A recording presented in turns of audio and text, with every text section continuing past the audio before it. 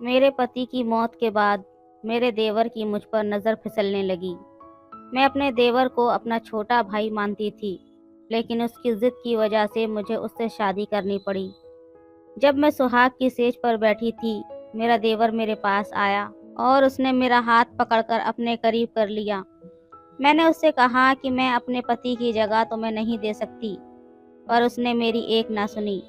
उसने पूरी रात मेरे साथ सामने बैठे शख्स को मैं नफरत से देख रही थी, जिसकी जिद की वजह से मैंने उससे शादी करने पर मजबूर हुई थी।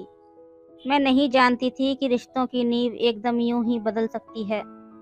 औरत के विधवा होने के बाद ससुराल में उसके पहले पति की हैसियत से उसे क्यों नहीं रख सकते। मेरे माँ पापा नहीं थे, एक भाई था जिसके हालात ऐसे न थे कि मैं विधवा होने के बाद उसके घर की दहलीज पर जाकर बैठ जाती। वो तो अपने बीवी बच्चों को ही मुश्किल से पाल रहा था, इसलिए मैंने ससुराल में ही रहने का सोच लिया। लेकिन मैं नहीं जानती थी कि जिस देवर को मैंने छोटे भाइयों की तरह समझा था, मैं सोच भी नहीं सकती थी कि वो मुझ पर गलत नज़र रखने लगेगा। मैं तो अपनी ज़िंदगी को एक कमरे तक में बंद कर लिया था और वैसे ही ज़िंदगी गुजार रही थी जैसे कि मेरे ससुराल वाले चाहते थे। मेरे पति की मौत के बाद मुझे कमरे में बैठा दिया गया। मैं अपने कमरे से बाहर नहीं निकलती थी।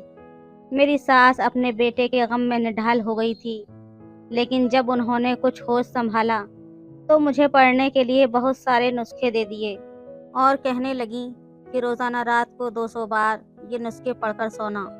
आधी रात मेरी उन मंत्रों को पढ़ने में गुजर जाती। फिर कहती कि जो भी तुम पढ़ोगी मेरे बेटे की रूह को सुकून मिलेगा। मेरा पूरा दिन उन्हीं मंत्रों में गुजर जाता।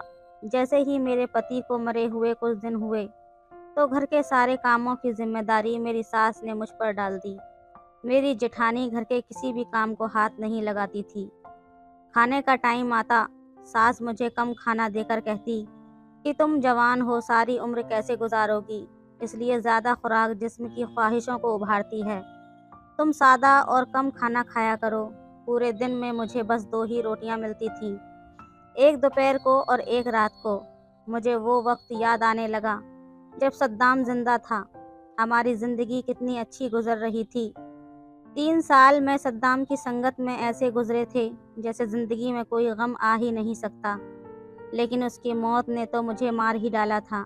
और फिर हमारे समाज में विधवा के साथ किए जाने वाले रवैये ने मुझे जीने का हक तक छीन लिया था। घर में अगर कोई हंसी मजाक हो रहा होता और अगर मैं भी हंसती या मुस्कुराने लगती तो मेरी सास मुझे कहर भरी नज़रों से देखा करती और कहती, तुम्हें शर्म नहीं आई, जवानी में तुम विधवा हो गई हो, तुम्हारा पति इस दुनिया से चला गया है और तुम हंस रही हो। मुझे लगता था शायद मैंने बहुत बड़ा गुनाह कर दिया। मैंने इसलिए चुप के ताले अपने मुंह पर लगा लिए। सफ़ेद जोड़ा ही अब मेरा पहनावा बन चुका था। किसी की शादी होती तो मुझे उस शादी पर जाने की इजाज़त नहीं होती थी कि सुहागन के पास विधवा औरत ना बैठ जाए, कहीं उसका साया उस सुहागन पर ना पड़ जाए। मेरी जेठानी मुझसे यूं दूर भागती थी जैसे मैं कोई अछूत हूँ। फिर भी मैं सब्र से अपनी ज़िंदगी गुजार रही थी। जब एक बार मेरी नंद और नंदोई घर में खाने की दावत पर आए थे, खाना बनाने के बाद मैं किचन में ही बैठकर सूखी रोटी के साथ अचार खा रही थी, क्योंकि मेरी सास कहती थी कि तुम अब हमेशा सादा खाना खाओ, और घर में उस वक्त एक से बढ़कर एक खाना बने हुए थे। मैंने दोपहर की रोटी ली और उस पर अचार रखकर खाने लगी। मेरी ज़िंदगी से वैसे ही खुशियाँ जा चुकी थीं। मेरा दिल भी नहीं चाहता था कि मैं हंसूं, बातें करूं। बस सांसें थीं जिसे मैं ज़िंदगी के नाम पर ले रही थी। मर तो मैं भी शायद उसी दिन गई थी जब सद्दाम की मौत का संदेश मुझे मिला था। मैं किचन में खाना खा रही थी जब मेरे नंदोई किचन में दाखिल हुए। कहने लगे कि चाय बना दो। मैंने कहा ठीक है। मैंने अपनी रोटी वहीं शेल्फ पर रखी और चाय बनाने लगी। मुझे लगा कि वो चाय का कहकर बाहर चला जाएगा, लेकिन वो दरवाजे के पास हाथ बांधे मुझे टिकटिकी नज़रों से देख रहा था। मुझे उसकी ये हरकत बहुत बुरी लगी। मैंने कहा, सिहब भाई आप बाहर जाएं, सोफे पर बैठे, मैं चाय बनाकर लाती हूँ। वो बाहर जाने के बजाय किचन के अंदर दाखिल हो गया। कहने लगा, मुझे तुम्हें देखकर बड़ा दुख होता है। तुम्हारी जिंदगी के बारे में सोचकर तकलीफ होती है। भरी जवानी में तुम विधवा हो गई, और फिर जुल्म ये कि तुम्हें खाने पीने को भी ठीक से नहीं दिया जाता। हाँ, जाहिर है अच्छी खुराक इंसान के अंदर की ख्वाहिशों को उभारती है, और तुम्हारे पास तो कोई जरिया ही नहीं है। ऐसी बातें सुनकर मेरे कानों के पर्दे फटते फटते बचे थे। मैं न जाने कैसे ये सब सुन रही थी। उनकी जगह कोई और होता तो मैं उसके मुंह पर थप्पड़ दे मारती, लेकिन वो मेरी नंद का पति था। एक तमाशा सा लग जाता। फिर तो शायद मेरी सास मुझे रखने के लिए भी तैयार न होती, धक्के देकर मुझे घर से निकाल देती। मैं कहाँ जाती?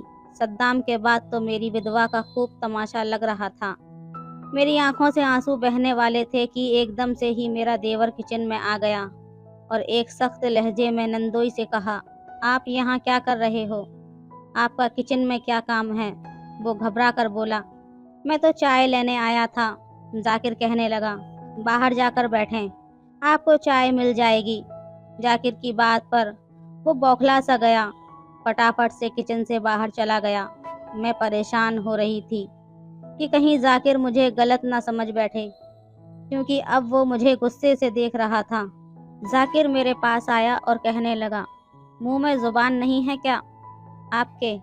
कब से वो बकवास कर रहा है, आप चुपचाप सुन रही हैं। मुंह क्यों नहीं तोड़ा उसका? मैंने कहा, अगर तुम खुद को मेरी जगह रखकर सोचो तो तुम्हारे हर सवाल का जवाब मिल जाएगा। इस घर के अलावा मेरे पास दूसरा कोई आसरा नहीं है, इसलिए सहना पड़ता है।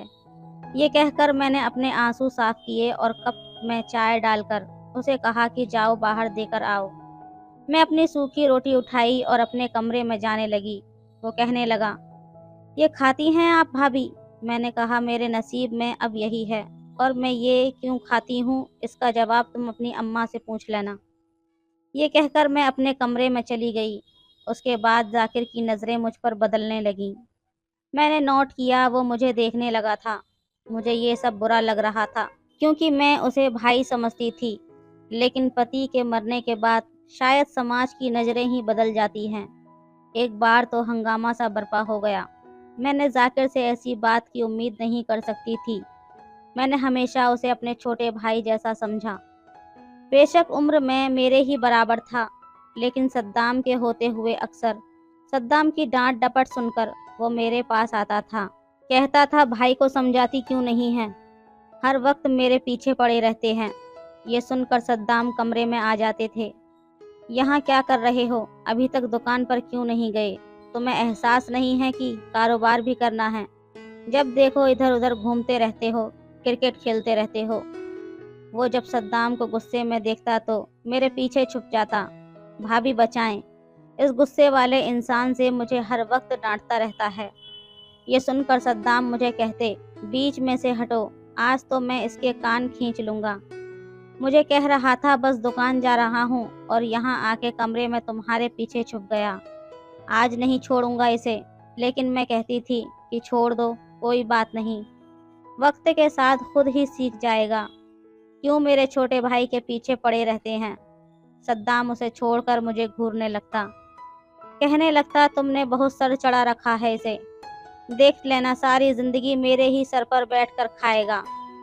मजाल है कभी कुछ कमा ले, जब देखो क्रिकेट खेलता रहता है। सद्दाम को अंगूठा दिखाते हुए बाहर निकल जाता था। इससे पहले कि सद्दाम उसके पीछे भागने लगते, मैं उनका हाथ पकड़ लेती। मैं कहती, छोड़ो ना सद्दाम, कोई बात नहीं है, इतना भी बड़ा नहीं है, वक्त के साथ साथ खुद ही संजीदा हो जाएगा। कितने हसीन दिन थे जो अब ख्वाब हो चुके थे। मेरी सास भी मुझसे बहुत मोहब्बत करती थी। सद्दाम घर में दूसरे नंबर पर आते थे, लेकिन सारे घर की जिम्मेदारी उन्होंने संभाल रखी थी। मुझे भी पूरी पूरी इज्जत दी। कभी ऐसा नहीं हुआ कि मेरी सास मुझे कोई कड़वी बात कह जाती। सद्दाम कहते थे कि मैं शादी के फौरन बाद अपनी अम्मी और अपनी बहन को बिठाकर कह दिया था कि शबनम मेरी बीवी है, इसलिए उसे कभी भी घर की नौकरानी मत समझिएगा। उसे पूरा हक है कि वो अपनी मर्जी से किचन में जाए, जो चाहे बनाए खाए, जैसी चाहे ज़िंदगी गुजारे। मुझे ये चीज़ पसंद नहीं है कि वो आपसे पूछकर खाना बनाए। आपसे पूछ कर चले। हर एक को अपनी आज़ादी जीने का हक है। जब तक सद्दाम जिंदा थे, घर पर मेरी बादशाहत थी। मेरी सास मेरी बड़ी इज्जत करती थी, लेकिन उस एक शख्स के चले जाने से जैसे मेरी ज़िंदगी आसमान से ज़मीन पर आ गई थी। मेरा सब कुछ ख़त्म हो गया था। ज़िंदगी मुश्किल तो थी, लेकिन जाकिर की बात ने मुझे मुश्किल में डाल दिया। मेरी सास बड़े गुस्से से मेरे कमरे में आई और कहने लगी, मेरे एक बेटे को खाकर तुम्हारा जी नहीं भरा, जो दूसरे को भी खाना चाहती हो। मैं उनकी बात समझ नहीं पाई। मैंने कहा, क्या बात है अम्मा? मैंने क्या किया है? सद्दाम का दुनिया से जाना मेरे हाथ में तो नहीं था। अगर मेरे हाथ में होता तो मैं कभी भी उन्हें जाने नहीं देती। वो कहने लगी, उसे छोड़ो, पहले ये बताओ कि जाकिर क्यों तुम्हारे पीछे पड़ा है? क्या जादू कर दिया है तुमने? कहता है तुमसे शादी करेगा। ये सुनकर तो मुझे अपने कानों पर यकीन ही नहीं हो रहा था। मैंने कहा, वो पागल तो नहीं है? मैंने उसे हमेशा अपने छोटे भाइयों की तरह समझा है। मैं उससे शादी नहीं कर सकती। सास कहने लगी, वो तो जिद बांधे बैठा हुआ है। अपने बाप से साफ कह चुका है कि शादी करेगा तो सिर्फ तुमसे। अब तुम मुझे ये बताओ, ऐसा कौन सा चक्कर चलाया तुमने जाकिर के साथ? तुम्हें शर्म नहीं आई? हमारे नाक के नीचे तुम अपने देवर को अपने प्यार में फंसा रही थी। मैंने कहा, मैंने ऐसा कुछ नहीं किया। बेशक मुझसे जो मर्जी कसम ले लो। मेरी सास गुस्से से कमरे से बाहर चली गई। मुझे जाकिर पर बहुत गुस्सा आ रहा था। उसे क्या ज़रूरत पड़ी थी ये तमाशा लगाने की और ये सब कहने की? मैं सीधा जाकिर के कमरे में गई। मैंने उसे कहा कि ये क्या नया तमाशा लगाया तुमने घर पर? सब लोग मुझे बुरा भला कह रहे हैं। वो कहने लगा, मैंने क्या किया है? मैंने कहा, क्या किया है? इतने भोले मत बनो। तुमने ये क्यों कहा है कि तुम मुझसे शादी करना चाहते हो? वो कहने लगा, तो इसमें बुराई क्या है? मैंने कहा, मैं तुम्हारे भाई की विधवा हूँ। वो कहने लगा, मुझे पता है। मुझे इसके जवाब पर हैरत हुई। मैंने कहा, तुम पागल तो नहीं हो गए जाकिर? तुम जानते हो मैं तुम्हें हमेशा अपना छोटा भाई समझती हूँ। वो कहने लगा, छोटा भाई मैं आपका उस वक्त था जब तक सद्दाम भाई जिंदा थे। मैंने उसके सामने हाथ जोड़ दिए और रोने लगी। मैंने कहा, इस घर के अलावा मेरा कोई आसरा नहीं है। मेरा भाई मुझे घर पर बैठाकर नहीं खिला सकता। अगर वो कर पाता तो मैं उसके घर चली जाती। खुदा के लिए मेरी ज़िंदगी को मुश्किल में मत डालो। मुझे यहाँ सर छुपाने के लिए जगह जो मिली है उसे मत छीनो। वो कहने लगा, आपको आसरा ही तो दे रहा हूँ, लेकिन अपने नाम का। मैंने कहा, मुझे नहीं चाहिए तुमसे। तुम्हारी बात पर अम्मा को ये लग रहा है जैसे मैंने तुम्हें अपने जाल में फंसाया है। मुझे लगा ये बात सुनकर वो शादी से इनकार कर देगा। वो कहने लगा, जिसको जो समझना है समझने दो। पापा मेरे फैसले से राज़ी हैं। आप भी निकाह की तैयारी करें। मैंने कहा, मैं तुमसे हरगिज़ निकाह नहीं करूँगी। ये कहकर मैं अपने कमरे में आकर सद्दाम की तस्वीर पकड़कर रोने लगी, उसे याद करने लगी। वो था तो किसी की हिम्मत नहीं थी कि मुझ पर गलत निगाह डाले। पहले मेरी ननद के पति की घटिया बातें मैं न जाने कैसे बर्दाश्त कर रही थी, और अब जाकिर, उसने तो हद ही पार कर दी थी। अगले रोज़ मेरे ससुर ने जब मुझसे निकाह के लिए पूछा तो मैंने इनकार कर दिया। मैंने कहा, ये निकाह नहीं कर सकती। मैं हमेशा उसे छोटे भाइयों जैसा समझती हूँ। अब्बा, क्या मैं सद्दाम के नाम पर यहाँ नहीं रुक सकती? मेरे ससुर कहने लगे कि अगर तुमने निकाह से इनकार कर दिया तो मजबूरन मुझे तुम्हें तुम्हारे भाई के घर छोड़ना पड़ेगा। लेकिन मेरी ख्वाहिश है कि तुम मेरे घर में ही रहो। मेरी सास कहने लगी, जब वो इनकार कर रही है तो आप क्यों उसके साथ ज़बरदस्ती कर रहे हैं? वो कहने लगे, ये तो बच्ची है, अभी इतनी समझ नहीं है इसमें कि आगे कितनी प्रॉब्लम बढ़ जाएगी। लेकिन जाकिर का फैसला बिल्कुल ठीक है। जाहिर है कल को उसकी भी शादी होगी। क्या उसकी बीवी शबनम की ज़िंदगी मज़ीद तंग नहीं कर देगी? वो किसी सूरत में भी शबनम को बर्दाश्त नहीं करेगी। आज हम लोग ज़िंदा हैं, कल को नहीं रहेंगे, तो इसका क्या होगा? ये किसी ने सोचा है? ये हमारे सद्दाम की निशानी है। हम इसे बेघर नहीं कर सकते, इसलिए जाकिर का फ़ैसला बिल्कुल सही है। फिर मुझसे कहने लगे कि मैं चाहूँगा तुम इस फैसले के साथ आगे बढ़ो। کیونکہ یہ تمہاری زندگی کے لیے بہتر ہوگا۔ تمہیں آسرا چاہیے تو وہ ذاکر کی صورت میں ہی تمہیں مل سکتا ہے۔ ذاکر سے نکاح کرنا میری مجبوری تھی، مجھے واقعی ایک آسرے کی ضرورت تھی، اور یہ بات بھی ٹھیک تھی کہ ذاکر کی بیوی آتی تو وہ مجھے کبھی برداشت نہیں کرتی، لیکن یہ بھی سچ تھا کہ میں صدام کی جگہ کسی کو نہیں دے سکتی تھی۔ اس لیے میں سوچ چکی تھی کہ ذاکر سے کہہ دوں گی کہ وہ دوسری شادی بے شک کر لے، مجھے اس کے نام کے علاوہ کچھ نہیں چاہیے۔ پھر میں نے سوچا شاید وہ بھی مجھ سے نکاح کرنا چاہتا ہے تاکہ مجھے سہارا دے سکے، مجھے نام دے سکے۔ میں نکاح کا جوڑا نہیں پہنی تھی جو ذاکر نے ایک نوکرانی کے ہاتھ میرے کمرے میں بھجوایا تھا۔ میں ایک بار دلہن بن چکی تھی، دوبارہ بننا میری کوئی خواہش نہیں تھی۔ میں نے اسی سفید جوڑے میں نکاح کیا تھا، اور نکاح کرتے ہوئے مجھے صدام سے نکاح کا وقت یاد آ گیا تھا۔ میری آنکھوں سے آنسو بہہ رہے تھے۔ میں نے جب ذاکر کو قبول کیا اسی وقت مجھے ذاکر سے نفرت محسوس ہو رہی تھی، کیونکہ میں اسے اپنے پتی کی جگہ پر نہیں دیکھ سکتی تھی۔ جب وہ میرے کمرے میں آیا، اس نے دروازہ بند کیا، مجھے لگا کسی نے میرا دل مٹھی میں لے کر دبوچا ہو۔ جیسے ہی وہ میرے پاس آ کر بیٹھا، میں پیچھے ہٹ گئی۔ وہ کہنے لگا میں نے آپ کو شادی کا جوڑا بھجوایا تھا، وہ کیوں نہیں پہنا آپ نے؟ میں نے کہا میں تمہیں کبھی بھی صدام کی جگہ نہیں دے سکتی۔ ہاں، تمہارا مجھ پر یہ احسان رہے گا کہ اس گھر میں مجھے رکھنے کے لیے تم نے مجھے اپنا نام دیا، لیکن میری طرف سے تمہیں پوری اجازت ہے، تم جب چاہے دوسری شادی کر سکتے ہو۔ اس نے بڑی بے شرمی سے میرا ہاتھ پکڑا، کہنے لگا میں پہلی شادی تو نبھا لوں، دوسری کے بارے میں بعد میں سوچوں گا۔ اس سے پہلے کہ وہ میرے قریب آتا، میں اپنا ہاتھ اس سے چھڑوایا اور بیڈ سے کھڑی ہو گئی۔ میں نے کہا نہیں ذاکر، مجھے اس آزمائش میں مت ڈالو، میں تمہیں صدام کی جگہ نہیں دے سکتی۔ یہ کہہ کر میں رونے لگی۔ مجھے یوں روتا ہوا دیکھ کر وہ کہنے لگا ٹھیک ہے، آپ پریشان نہ ہو، سو جاؤ۔ اس نے تکیہ اٹھایا اور صوفے پر جا کر لیٹ گیا۔ میں سائڈ ٹیبل پر رکھی صدام کی تصویر اٹھائی، سینے سے لگائے روتے ہوئے سو گئی۔ صبح ذاکر نے وہ تصویر میرے ہاتھ سے لے کر واپس سائڈ ٹیبل پر رکھی تھی۔ اس کے اس عمل کی وجہ سے میری آنکھ کھل گئی۔ 4 دن گزر گئے تھے، اس نے مجھے دوبارہ کچھ نہیں کہا تھا۔ میں بھی سکون ہو گئی تھی، لیکن 4 دن بعد اس نے مجھے کہا آج کے بعد میں آپ کو سفید لباس میں نہیں دیکھنا چاہتا، میں رات کو جب میں کام سے واپس آؤں تو تیار رہنا۔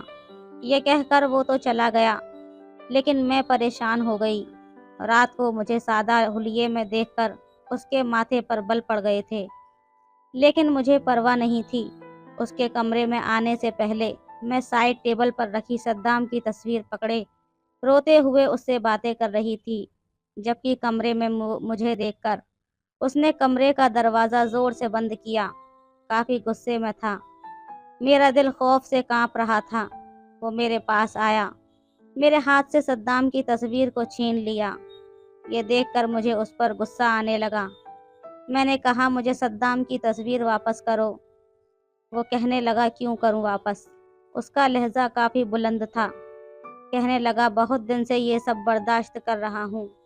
جب میں رات کو کمرے میں آتا ہوں، تم بھائی کی تصویر پکڑے ان سے باتیں کر رہی ہوتی ہو، میرے سامنے اس تصویر کو چومتی ہو، سینے سے لگاتی ہو، کیوں میرے صبر کا امتحان لے رہی ہو شبنم؟ ذاکر کی باتیں سن کر مجھے افسوس ہوا تھا۔ میں نے کہا میں تم سے پہلے بھی کہہ چکی تھی کہ صدام کی جگہ تمہیں نہیں دے سکتی۔ تمہارے ایسا کرنے سے بھائی واپس آ جائیں گے کیا؟ یا انہوں نے کہا تھا کہ تم ان کے مرنے کے بعد بھی ایسا ہی رہنا، ایسے ہی زندگی گزار دینا؟ یہ سب بے بنیاد رسمیں ہیں جو تم ادا کر رہی ہو، ورنہ اسلام میں عورت کو غم منانے کو 4 مہینے 10 دن ہیں۔ اس کے بعد اسے جینے کا، ہنسنے کا، یہاں تک کہ دوسری شادی کرنے کا بھی حق دیا گیا ہے۔ میں تم سے شادی اس لیے نہیں کیا تھا کہ تم میرے ہوتے ہوئے میرے بھائی کی تصویر کو سینے سے لگاؤ۔ بے شک مجھے اپنے بھائی سے بہت محبت ہے، لیکن میں یہ کبھی نہیں چاہوں گا کہ میری بیوی ایسی حرکتیں کرے۔ اتارو یہ بےہودگی کی چادر اور سج دھج کے آؤ میرے لیے، اور اس بار میں تمہارا کوئی ایکسکیوز نہیں سنوں گا۔ یہ کہہ کر اس نے صدام کی تصویر الماری کے لاکر میں رکھ دیا۔ یہ دیکھ کر مجھے ذاکر اور بھی برا لگنے لگا۔ میں ویسے ہی بیٹھی رہی کہ کچھ دیر تک مجھے دیکھتا رہا، پھر کہنے لگا، یہ مرضی ہے تمہاری۔ یہ کہہ کر اس نے ڈریسنگ ٹیبل سے کانچ کی چوڑیاں نکالی اور میرے پاس آ کر بیٹھ گیا۔ میرے ہاتھ کو تھام کر اس نے کلائیوں کو چوڑیوں سے بھر دیا۔ کہنے لگا، اسے ہمیشہ اپنے ہاتھوں کی زینت بنائے رکھنا۔ میرے رونے پر، انکار کرنے پر بھی وہ اپنا حق وصول کر چکا تھا۔ رات بھر رونے کی وجہ سے صبح تک میری آنکھیں سوجی ہوئی تھیں۔ میں نہا دھو کر ہلکے رنگ کا لباس پہن لیا تھا، لیکن اب ذاکر میری ایک بھی نہیں سنتا تھا۔ فوراً سے مجھے میرون رنگ کا ایک فینسی جوڑا نکال کر دیا۔ کہنے لگا، اسے پہنو، مجھے یہ رنگ بہت پسند ہے۔ اس سے پہلے کہ میں انکار کرتی، وہ غصہ کرنے لگا، کہنے لگا، جلدی سے کپڑے بدل لو۔ میں چاہ کر بھی اسے کچھ نہیں کہہ پائی۔ جب کپڑے پہن کے ذاکر کے ساتھ کمرے سے باہر نکلی تو سب ناشتے کی ٹیبل پر بیٹھے تھے۔ کمرے سے باہر آتے ہوئے مجھے بہت عجیب سی محسوس ہو رہا تھا، جیسے میں نے کوئی گناہ کیا ہو۔ ذاکر نے کمرے سے باہر نکلتے ہی میرا ہاتھ تھام لیا، مجھے اپنے ساتھ ڈائننگ ٹیبل کے پاس لایا، مجھے کرسی کھینچ کر دی، میرے ساتھ بیٹھ گیا۔ میری ساس کا موڈ بہت خراب تھا۔ ذاکر نے میری پلیٹ میں آملیٹ رکھ دیا۔ کہنے لگا، پیٹ بھر کر کھانا کھانا، اب تمہیں ایک روٹی کھانے کی ضرورت نہیں ہے۔ یہ بات سن کر میری ساس اور جیٹھانی مجھے گھورنے لگیں۔ ذاکر کہنے لگا، اماں، آج کے بعد میں کسی کو بھی شبنم کے اوپر حکم چلاتے ہوئے نہ دیکھوں، اور نہ ہی کوئی اسے الٹے سیدھے طعنے دیتا نظر آئے۔ اب وہ صدام بھائی کی ودوا نہیں ہے، میری بیوی ہے، اسے اسی حیثیت سے اپنایا جائے۔ میں بنا پلکے جھپکائے ذاکر کو دیکھ رہی تھی، جو مجھے ذاکر کم اور صدام زیادہ لگ رہا تھا۔ آج مجھے ذاکر میں صدام کی جھلک نظر آ رہی تھی۔ مشکل سے ہی صحیح، لیکن سب نے مجھے ذاکر کی حیثیت سے قبول کر لیا تھا۔ ذاکر میرا بہت خیال رکھتا تھا، لیکن میں اس سے کھچی کھچی رہتی تھی۔ مگر 1 مہینے بعد ہی میں امید سے ہو گئی۔ حالانکہ صدام کی سنگت میں نے 3 سال گزارے تھے، لیکن مجھے اولاد نہیں ہوئی تھی۔ لیکن ذاکر کے ساتھ شروع کیے گئے مجبوری کے اس رشتے میں شاید یہ پہلی خوشی تھی جو مجھے ملی تھی۔ ذاکر بہت خوش تھا، اور اب تو میری ساس بھی بہت خوش ہو گئی تھی۔ لیکن ذاکر کا تو بس نہیں چل رہا تھا کہ کیا کچھ نہ کر گزرے۔ مجھے پاؤں تک زمین پر رکھنے نہیں دیتا تھا۔ دکان پر ہوتا تو کئی بار مجھے فون کر کے پوچھتا، تم نے فریش جوس پیا ہے، کھانا ٹھیک سے کھایا ہے نا؟ کچھ نہ کھانے کو جی چاہے تو مجھے بتا دینا۔ میرے دل میں اب ذاکر کی محبت گھر کرنے لگی۔ میں نے ایک بیٹے کو جنم دیا، سب بہت خوش تھے۔ ذاکر کی مجھ سے محبت دن بدن بڑھتی جا رہی تھی۔ اب میں بھی اسے چاہنے لگی تھی، اس کا خیال رکھنے لگی تھی، اس سے باتیں بھی کرتی تھی۔ اکثر وہ میرے ساتھ بیٹھتا تو میرے سر اپنے کندھوں پر رکھ دیتا اور کہتا، بس میرے قریب رہا کرو، اپنے ہونے کا احساس دلاتی رہا کرو، مجھ پر حق جمایا کرو شبنم، مجھے اچھا لگتا ہے۔ میرا ڈر کافی حد تک دور ہو گیا تھا۔ ذاکر کی محبت نے مجھے نئی زندگی دے دی تھی، لیکن اس کے بعد جو قیامت مجھ پر ٹوٹی، میرا ہوش و حواس گم ہو گیا۔ 2 سال ہو گئے تھے ہماری شادی کو، میرا بیٹا 1 سال کا ہو گیا تھا۔ ان 2 سالوں میں ذاکر نے مجھ پر اپنی ساری محبتیں نچھاور کر ڈالی تھیں۔ میرا بیٹا 1 سال کا ہوا تو اس کی سالگرہ ذاکر نے گھر کے بڑے سے صحن میں ارینج کروائی تھی۔ سب مہمان موجود تھے، ہم کیک کاٹنے ہی لگے تھے جب باہر کی ڈور بیل بجی۔ دروازہ میری نند نے کھولا تھا۔ سامنے آنے والے کو دیکھ کر اس کی چیخیں بلند ہو گئی تھیں۔ ہم سب کی نظریں نند کی چیخوں پر جانے لگیں۔ جب وہ شخص اندر داخل ہوا، اسے دیکھ کر میں اپنا اگلا سانس لینا بھول گئی۔ وہ صدام تھا، میرا پہلا پتی۔ وہ زندہ تھا، یہ کیسے ممکن ہو سکتا تھا؟ صدام کی بے تاب نظریں مجھے تلاش کر رہی تھیں، اور میں یوں تھی کہ جیسے پتھر کی ہو چکی تھی۔ سبھی صدام کو زندہ سلامت دیکھ کر اس کے پاس چلے گئے، اسے گلے ملنے لگے۔ कुछ साल पहले सद्दाम दुबई के लिए जहाज में बैठे थे, लेकिन वो जहाज क्रैश हो गया था। सुनने में यही आया था कि सब मुसाफिर मर चुके हैं, लेकिन वो इस वक्त जिंदा सलामत खड़े थे। फैसल कहने लगे कि जहाज अभी आसमान की बुलंदी तक नहीं पहुंचा था, बस ज़मीन से कुछ ही ऊपर था। जब जहाज के टायर को आग लग गई, बहुत से मुसाफिर हंगामा करके गेट के रास्तों से बाहर निकलने लगे। मैं भी जहाज से नीचे कूद गया। जहाज उस वक्त समंदर के ऊपर था। जैसे ही मैं पानी में गिरा, जहाज के धमाके की आवाज़ मैंने अपने कानों से सुनी थी, लेकिन उसके बाद मुझे किसी चीज़ की कोई होश न था। मुझे कुछ दिन पहले होश आया है, फिर पता चला कि मैं पिछले 2-2.5 साल से कोमा में था। न जाने मुझे किसने बचाया और अस्पताल में पहुंचा दिया। मेरा तो अब इस बात पर पक्का यकीन हो चुका है कि मारने वाले से बचाने वाला बड़ा है। मेरी सास सद्दाम के साथ लगे हुए रोए जा रही थी। बेयकीनी से सद्दाम के चेहरे पर हाथ फेर रही थी, जैसे उन्हें अभी भी यकीन न हो रहा हो।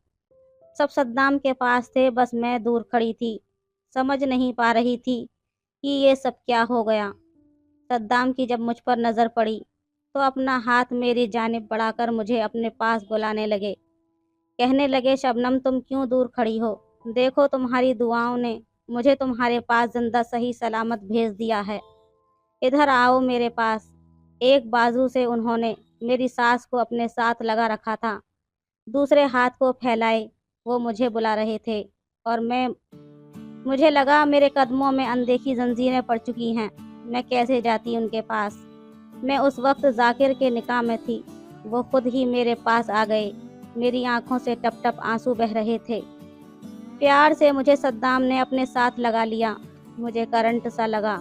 मेरी नज़रें सद्दाम के पीछे खड़े जाकिर के पास जाके टिकी, जो मुझे ही देख रहा था। सद्दाम कहने लगे, होश में आते ही मुझे अम्मी अब्बा के बाद तुम्हारा ख्याल आया था कि तुम तो इस 2-2.5 साल में रो रो कर पागल हो चुकी होगी।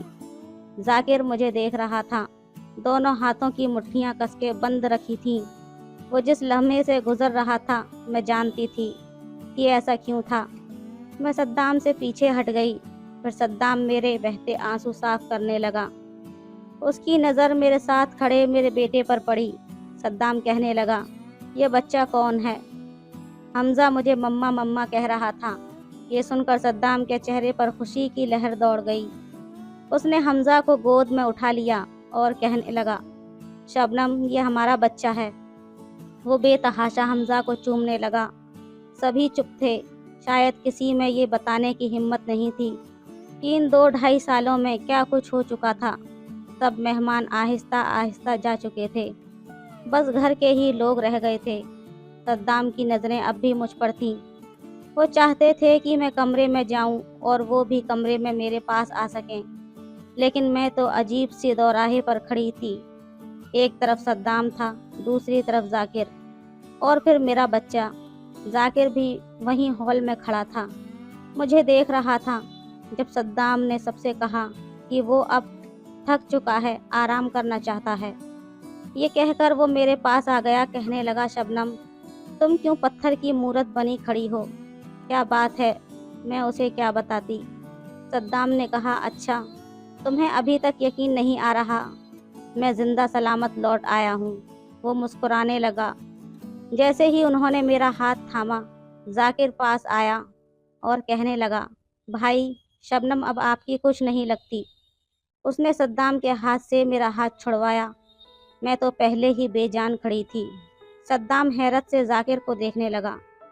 कहने लगा, मैं समझा नहीं, कहना क्या चाहते हो तुम? वो कहने लगा, हमें ये पता चला था कि आप मुसाफिरों के साथ मर चुके हैं, इसलिए मुझे शबनम से निकाह करना पड़ा। ये सुनकर सद्दाम की रंगत फीकी पड़ गई। जाकिर कहने लगा कि हमजा आपका नहीं, मेरा बेटा है। ये सुनकर सद्दाम कभी मुझे कभी जाकिर को देख रहे थे। मेरी सास भी सद्दाम के पास आ गई। मेरे ससुर भी उसे बताने लगे कि किन हालातों में ये निकाह करना पड़ा। सद्दाम आंखों से सबको देख रहे थे, फिर अपना सर पकड़कर सोफे पर बैठ गए। कुछ देर अपनी सर दबाने लगे, फिर ना मैं सिर हिलाने लगे। कहने लगे, نہیں، یہ کیسے ہو سکتا ہے؟ یہ نہیں ہو سکتا۔ شبنم بیوی ہے میری، ذاکر سے کیسے؟ اف! یہ اپنا سر دبانے لگے، پھر اپنے کمرے میں چلے گئے۔ میری ساس اور سسر بھی اپنے کمرے میں چلے گئے، بس میں ہال میں کھڑی تھی۔ ذاکر میرے پاس آیا اور کہنے لگا، شبنم چلو اپنے کمرے میں۔ میں خالی خالی آنکھوں سے اسے دیکھ رہی تھی۔ وہ میرا ہاتھ تھام کر مجھے کمرے میں لے گیا۔ میں بے جان سی بیڈ پر بیٹھ گئی۔ اس وقت میں ذاکر کے پسندیدہ لباس میں تھی، تیار بھی تھی۔ آج اس نے میری تعریف بھی بہت کی تھی، میں خوش بھی بہت تھی، لیکن اب میری زندگی ایک تماشا بن کر رہ گئی تھی جس میں قصور کسی کا بھی نہیں تھا۔ ذاکر میرے سامنے بیٹھ گیا۔ اس نے میرا ہاتھ پکڑ لیا، لیکن میں نے ہاتھ چھڑا لیا۔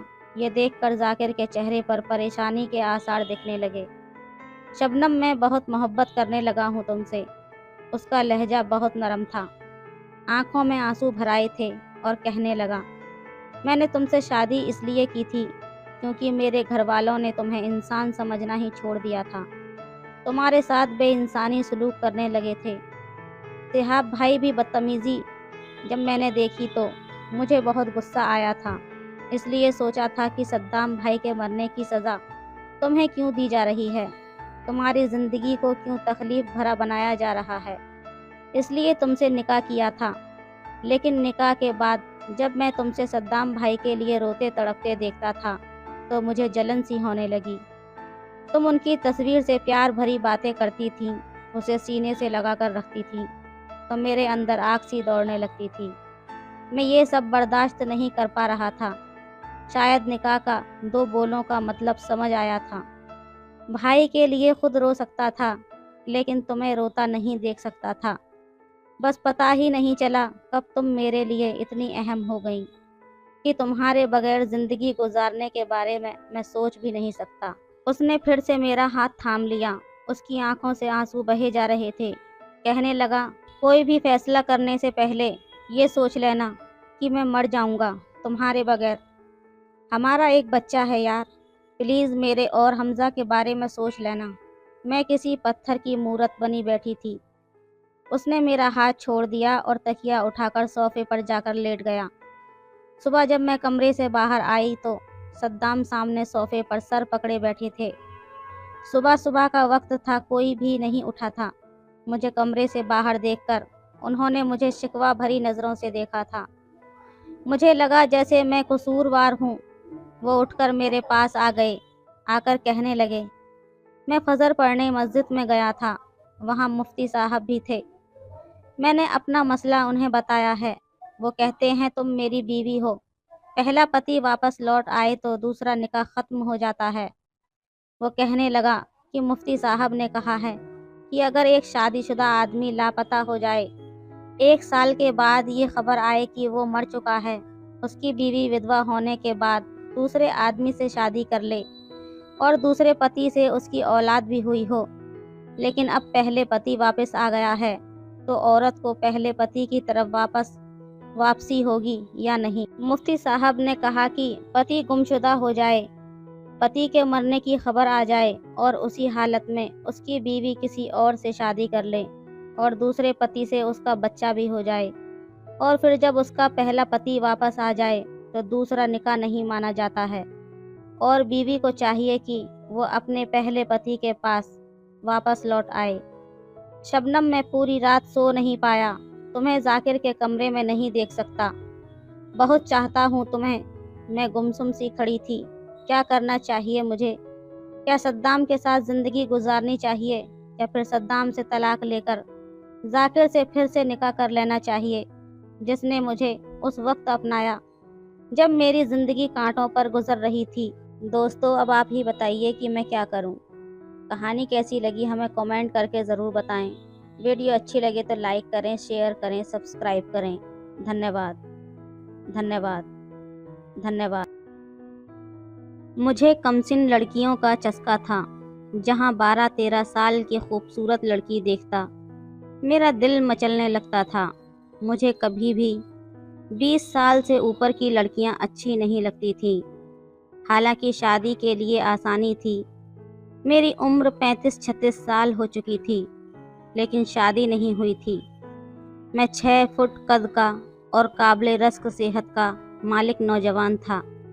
ماں باپ نہیں تھے، بس 2 بہنیں تھیں، وہ دونوں ہی شادی شدہ تھیں۔ آج کل میرے لیے لڑکی دیکھنا چاہ رہی تھیں۔ وہ اپنے سسرال سے یہاں آئی ہوئی تھیں تو مجھ سے پوچھنے لگی کہ فاروق بتاؤ تمہیں کیسی لڑکی پسند ہے۔ میری بڑی بہن نے مجھ سے پوچھا تو میں نے کہا کہ اچھی ہو، خوبصورت ہو، پیاری ہو، بس کم عمر ہو۔ میری بات سن کر میری بہن کہنے لگی کم عمر مطلب 18 سے 20 سال۔ میں نے کہا ہرگز نہیں، یہی کوئی 12 سے 13 سال کی، اس سے کم بھی ہو تو بھی چلے گی۔ میری بات سن کر میری بہن نے مجھے حیرت سے دیکھا، کہنے لگی کیا باولے ہو گئے ہو؟ 12-13 سال کی لڑکی بچی نہیں ہوتی ہے؟ ماں باپ ہمارے انتقال کر چکے ہیں، اتنی سی بچی کیا گھر سنبھالے گی اور کیا تمہیں سنبھالے گی؟ وہ تو اپنے ہی بچپنے میں رہے گی۔ اس گھر کو تو ایک سمجھدار لڑکی چاہیے جو تمہیں سنبھال سکے اور اس گھر کو بھی۔ میں نے کہا نہیں، مجھے کم عمر لڑکی سے شادی کرنی ہے۔ بہن نے یہ سن کر مجھے سر سے لے کر پاؤں تک دیکھا، کہنے لگی کبھی آئینے میں خود کو دیکھا ہے؟ اتنے لمبے چوڑے ہٹے کٹے انسان ہو، کون اپنی چھوٹی سی بچی کو شادی کے لیے تمہیں دے گا؟ اول تو اس عمر میں کوئی اپنی بیٹی کی شادی کرے گا نہیں۔ میں نے کہا لیکن مجھے تو کم عمر کی لڑکی سے ہی شادی کرنی ہے۔ میری بہن میری انوکھی سی بات پر بے حد پریشان ہو گئی۔ بہرحال مجھے گھر کے لیے بیوی کی بہت زیادہ ضرورت تھی، لیکن میں اپنے دل کی خواہشوں کو بھی نہیں مار سکتا تھا۔ مجھے کبھی بھی 16 سال سے اوپر کی لڑکی اچھی نہیں لگی، چاہے وہ جتنی بھی خوبصورت کیوں نہ ہو۔ مجھے ہمیشہ کم عمر لڑکیوں میں کشش محسوس ہوتی تھی۔ 10-11 سال کی انچھوئی معصوم سی کلیاں جیسی لڑکیاں ہی میرے دل کو بڑا بھاتی تھیں، لیکن جو میری عمر تھی، میری بہن کی بات بھی سچ تھی کہ کوئی بھی اپنی اتنی کم عمر بچی میرے نکاح میں نہیں دے گا۔ اگلے جمعے جب میری بہن مجھ سے ملنے آئی تو چند تصویریں اپنے ساتھ لائی، کہنے لگی ان تصویروں میں سے کسی کو بھی پسند کر لو، میں اس کے لیے تمہارا رشتہ لے کر جاؤں گی۔ میں نے ایک نظر سب تصویروں کو دیکھ ڈالا۔ سب لڑکیاں 20 سے 27 سال کی تھیں، ان میں سے کچھ خوبصورت بھی تھیں، لیکن میرے دل کو ایک بھی اچھی نہیں لگی۔ میں نے کہا نہیں فاطمہ، مجھے ان میں سے کوئی بھی لڑکی پسند نہیں ہے، میں تو 16 سال سے اوپر کسی لڑکی سے شادی کر ہی نہیں سکتا۔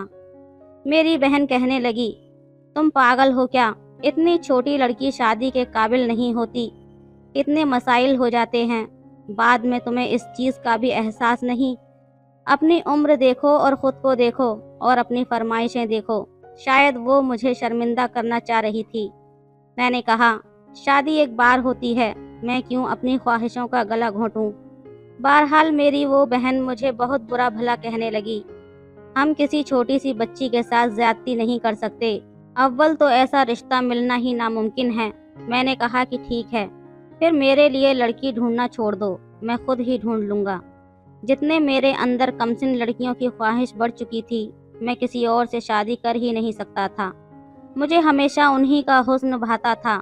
ایک بار میرے ایک آفس کے کلیگ نے کہا کہ وہ چند دن پہلے ہی عراق سے آیا ہے۔ مجھ سے کہنے لگا عراق میں لڑکیوں کا کیا حسن ہے یار، 12-13 سال کی لڑکی بھی دیکھنے میں آفت لگتی ہیں۔ میں نے کہا اس بات کا کیا مطلب ہے؟ کہنے لگا اس بار ایک لڑکی سے میں نے کانٹریکٹ میرج کی تھی، اس کی عمر بہت کم تھی، یہی کوئی 17-18 سال۔ قسم سے یار میرا تو واپس آنے کو جی ہی نہیں چاہ رہا تھا، لیکن بہرحال واپس آنا میری مجبوری تھی۔ میں نے اسے دیکھا، میں نے کہا تم تو پہلے سے ہی شادی شدہ ہو۔ میری بات سن کر وہ مسکرانے لگا، پھر رازداری سے کہنے لگا آج کل میری بیوی حاملہ ہے نا، ڈاکٹر نے کہا ہے کہ اس دوران شوہر کو قریب نہ آنے دینا ورنہ بڑی مشکل ہو سکتی ہے۔ اب یار اتنا صبر تو مجھ میں ہے نہیں، اس لیے سوچا کہ عراق جا کر کانٹریکٹ میرج کر لوں، شادی کی شادی اور اپنی خواہش کی طلب بھی پوری ہو جاتی ہے اور گناہ بھی نہیں ہوتا۔ میں نے کہا اس بات کا کیا مطلب؟ کہنے لگا یار یہ شادی ایک کانٹریکٹ کے تحت ہوتی ہے، ہمیں ساری زندگی اس لڑکی کے ساتھ نہیں گزارنی پڑتی، بس چند دنوں کا نکاح ہوتا ہے ہمارا، اور جیسے ہی وہ ختم ہوتا ہے ہمیں اس لڑکی کو طلاق دینی پڑتی ہے۔ میں نے کہا کہ یہ کس طرح کی شادی ہے؟ کیا اس لڑکی کے گھر والے مان جاتے ہیں؟ وہ کہنے لگا ہاں، بڑی خوشی سے مان جاتے ہیں۔ پھر میرے کان کے قریب ہو کر کہنے لگا پیسہ پھینک اور تماشا دیکھ والی بات ہے۔ میں نے کہا میں تمہاری بات ابھی بھی نہیں سمجھ پایا۔ وہ کہنے لگا بیرون ملک میں بہت سے مسلمان ایسے ہیں جہاں ایسی شادیاں مرد 1 مہینے کے لیے کرتے ہیں۔ ان کے گھر والوں کی ساری رقم ادا کرنی پڑتی ہے اور وہ اپنی بیٹی کا 1 مہینے کے کانٹریکٹ پر نکاح کر دیتے ہیں۔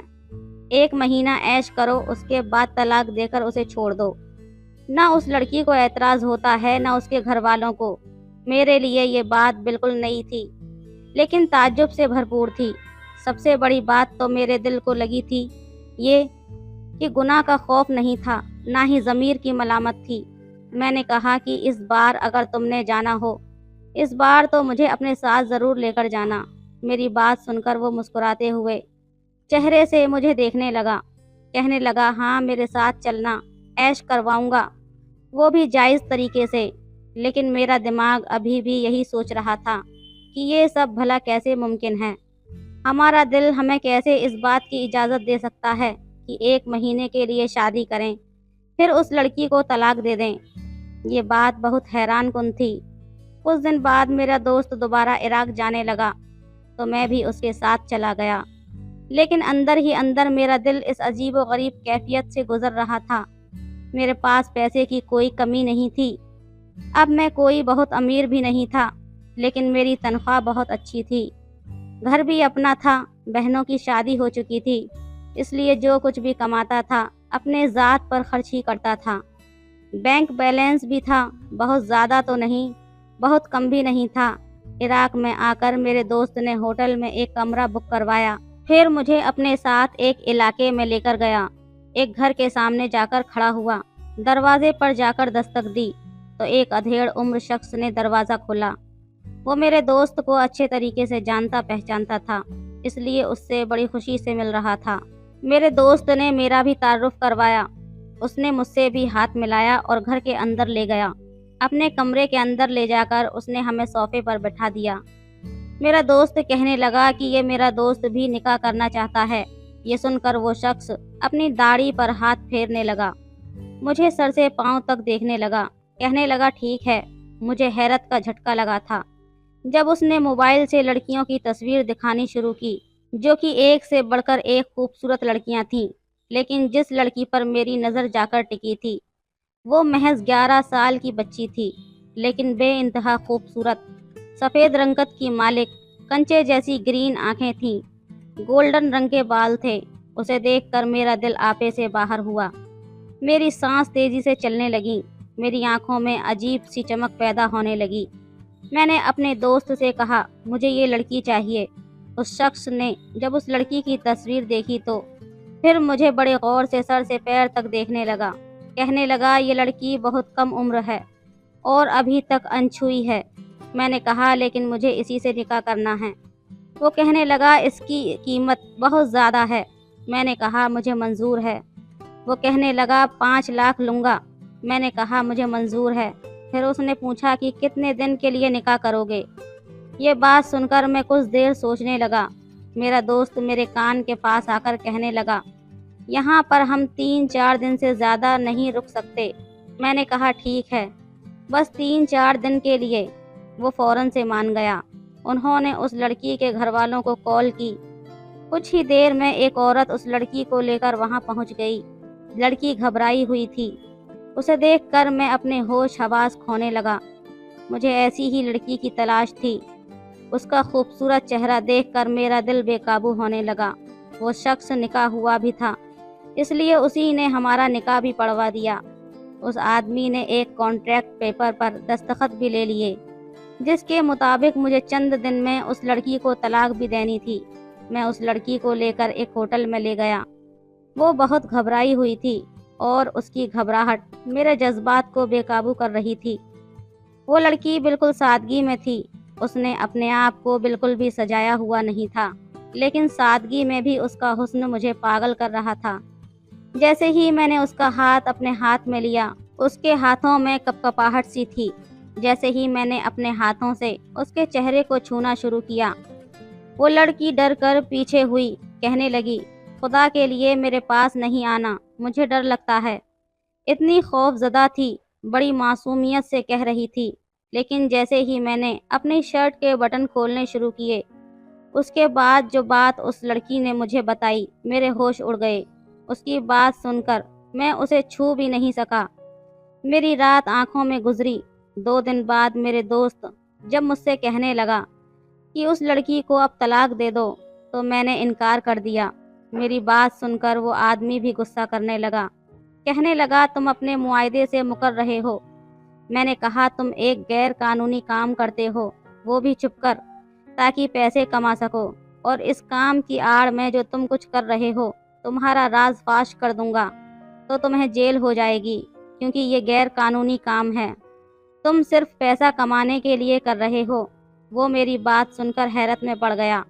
मैंने कहा कि मेरा निकाहनामा मुझे दे दो, मैं इस लड़की को पाकिस्तान लेकर जाऊंगा।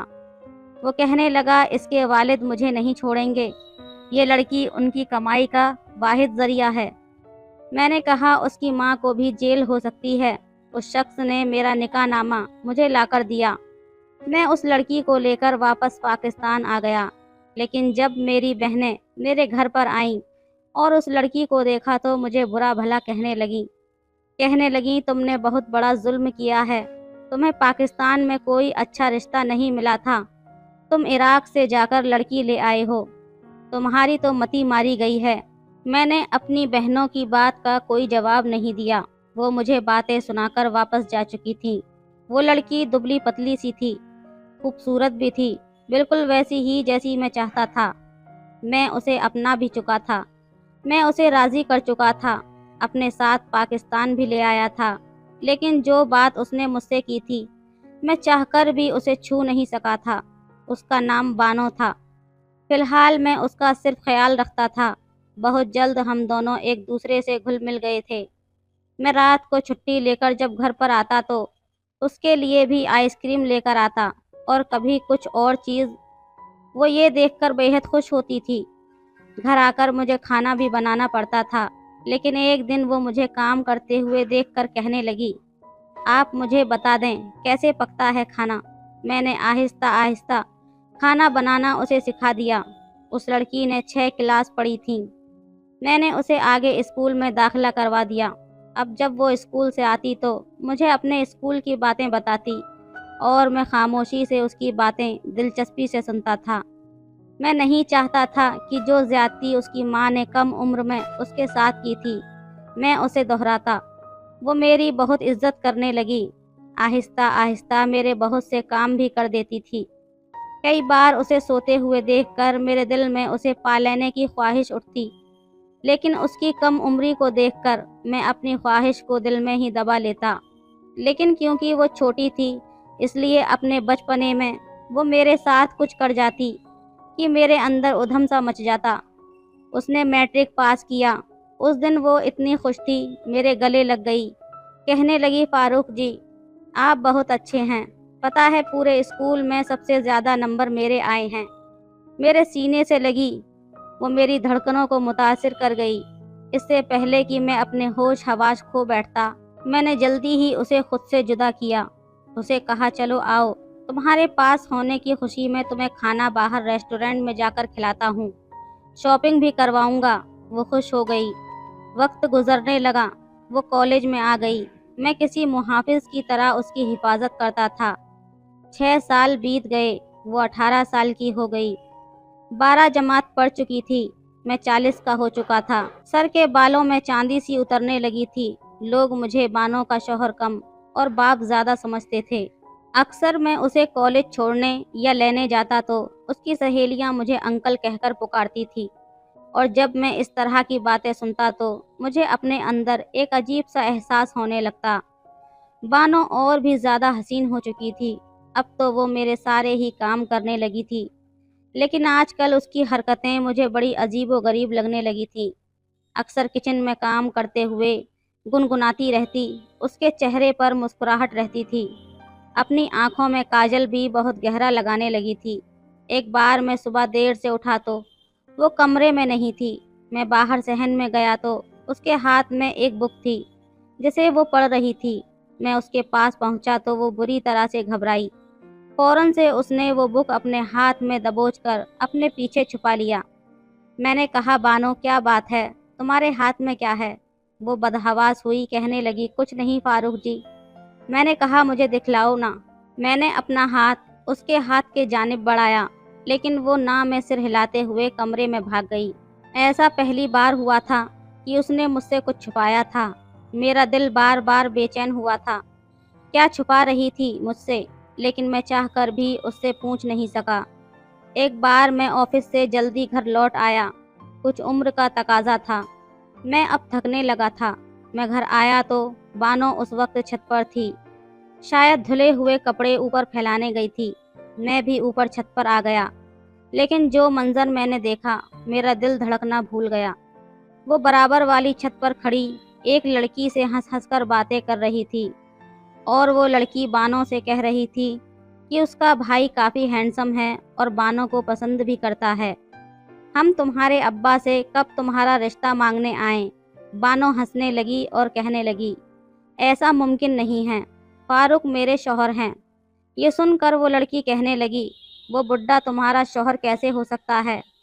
ارے وہ تمہارے باپ کی عمر کا ہے۔ میں تو اسے تمہارا باپ سمجھ رہی تھی۔ بانو، یہ تو تمہارے ساتھ بہت بڑی زیادتی ہوئی ہے، ظلم ہوا ہے تمہارے ساتھ۔ میرا بھائی تو بہت چاہتا ہے تمہیں۔ مجھ میں شاید اس سے زیادہ سننے کی تاب بھی نہیں تھی، اس لیے میں نیچے اتر آیا۔ اپنی کمسن بیوی کے چہرے پر پھیلنے والے خوبصورت رنگوں کی وجہ میں جان چکا تھا۔ مجھے آج اپنے کیے گئے فیصلے پر پچھتاوا سا ہوا تھا۔ میری بہنیں شاید سچ کہتی تھیں، مجھے اپنے جوڑ کی لڑکی سے شادی کرنی چاہیے تھی۔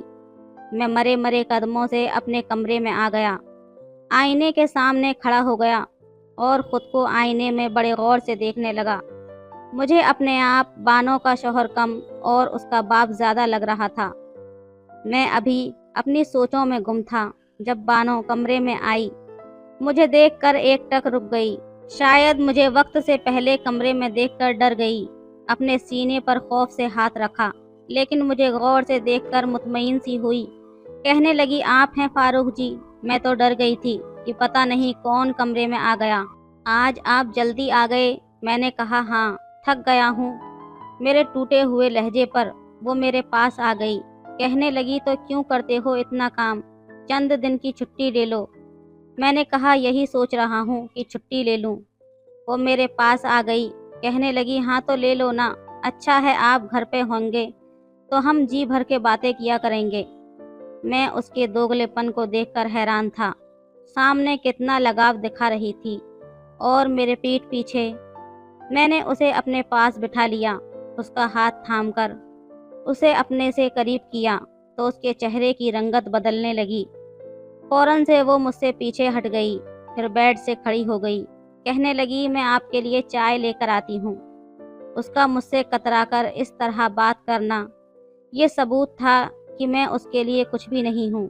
میں فاروق احمد، جس نے اس کی خاطر اپنے ہر جذبے کو اپنے اندر سلا دیا تھا کہ نہیں، میری بیوی کمسن ہے، مجھے اس پر رحم کرنا چاہیے، کیونکہ کم عمر میں اس کی سوتیلی ماں نے اس کے ساتھ بہت ظلم کیا تھا۔ جب میرا بانو سے نکاح ہوا تھا تو وہ اس وقت مشکل سے 11 یا 12 سال کی تھی۔ مجھ سے اس نے یہی کہا تھا کہ وہ کنواری ہے، لیکن ایسا نہیں تھا۔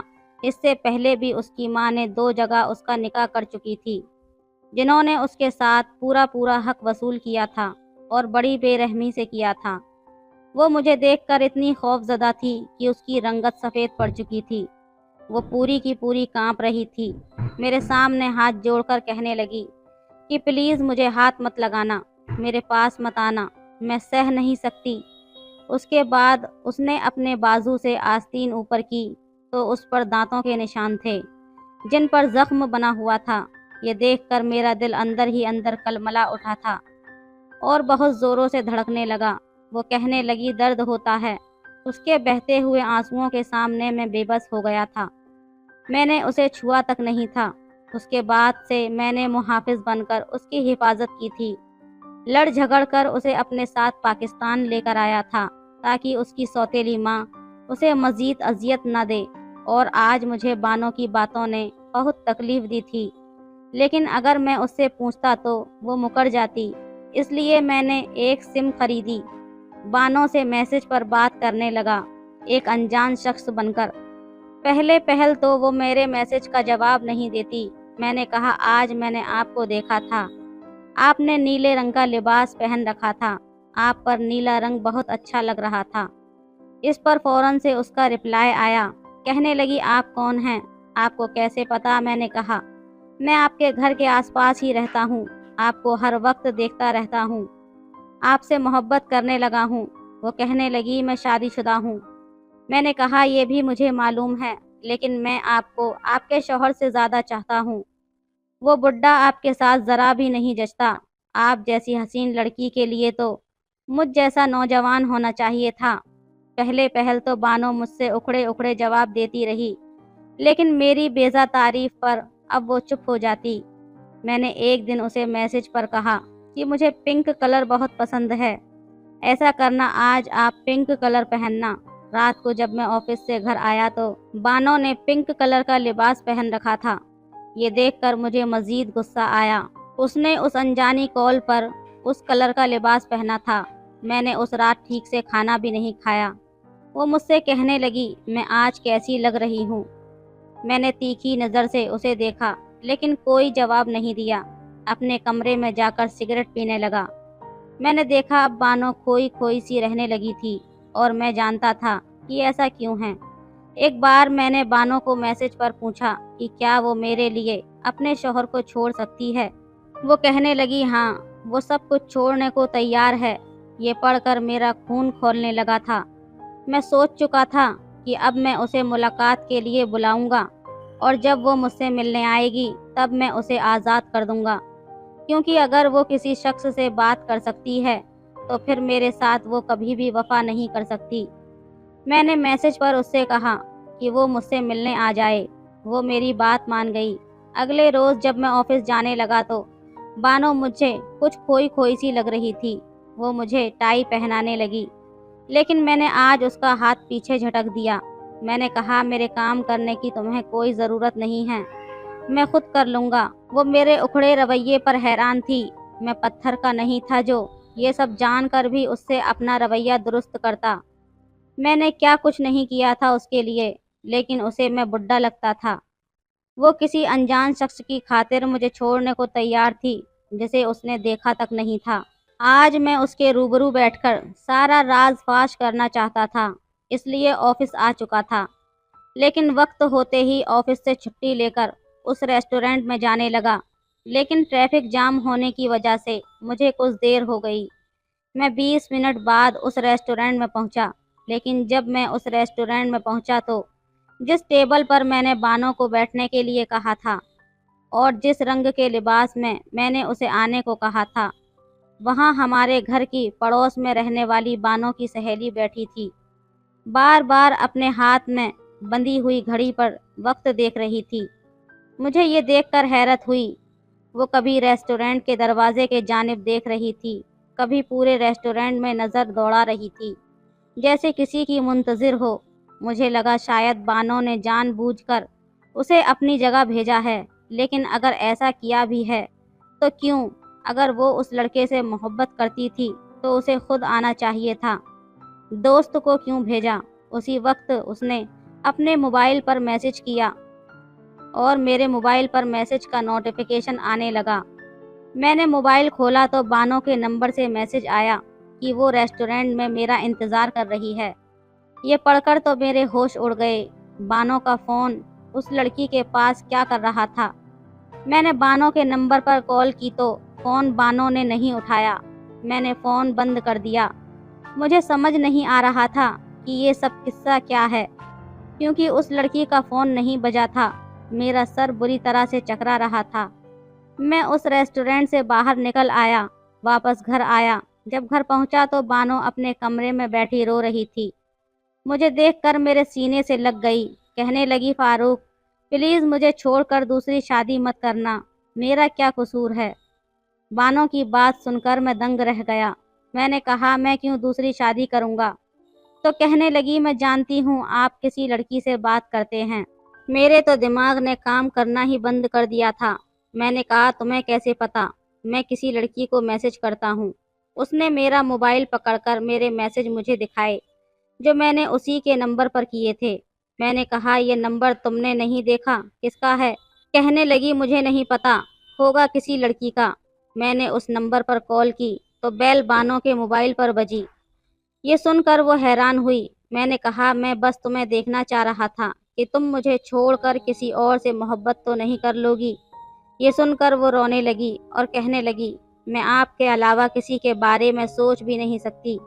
आप मेरे लिए क्या हैं मैं आपको बता नहीं सकती। अगर आप न होते तो आज मैं यहाँ इज्जत की ज़िंदगी नहीं जी रही होती। अभी भी निकाह के नाम पर मेरी माँ मेरी सौदेबाजी कर रही होती। मैं ऐसा क्यों करूँगी? मैंने कहा, तुम्हारे नंबर पर व्हाट्सएप कौन यूज़ कर रहा है? वो कहने लगी, साजदा। मैंने कहा, कौन साजदा? वो कहने लगी, हमारी पड़ोसन। मुझे तो व्हाट्सएप की खास ज़रूरत नहीं थी, उसे सिर्फ व्हाट्सएप के लिए नंबर चाहिए था, इसलिए मैंने दे दिया। ये सुनकर मैं सारी बात समझ गया था। जो कुछ हुआ था गलतफहमी के बिना पर हुआ था। जिसे मैं बानो समझकर बात कर रहा था, वो बानो नहीं बल्कि साजिदा थी। और बानो मेरे मोबाइल पर वो मैसेज पढ़कर परेशान थी, क्योंकि उसे अपना नंबर याद नहीं था। मैंने बानो को समझने में गलती की थी। मैंने उसे अपने हिसार में ले लिया था। वो रोए जा रही थी, यही कह रही थी कि मैं उसे छोड़कर दूसरी शादी न कर लूं। अब तक वो समझ नहीं पाई थी कि हुआ क्या है, लेकिन मैं पुरसुकून हो गया था कि मेरी बीवी मेरी ही है। आज मैंने उसे उसके सारे हक देना चाहे जिसकी वो हकदार थी। तो दोस्तों, कहानी कैसी लगी हमें कमेंट करके ज़रूर बताएं। वीडियो अच्छी लगे तो लाइक करें, शेयर करें, सब्सक्राइब करें। धन्यवाद।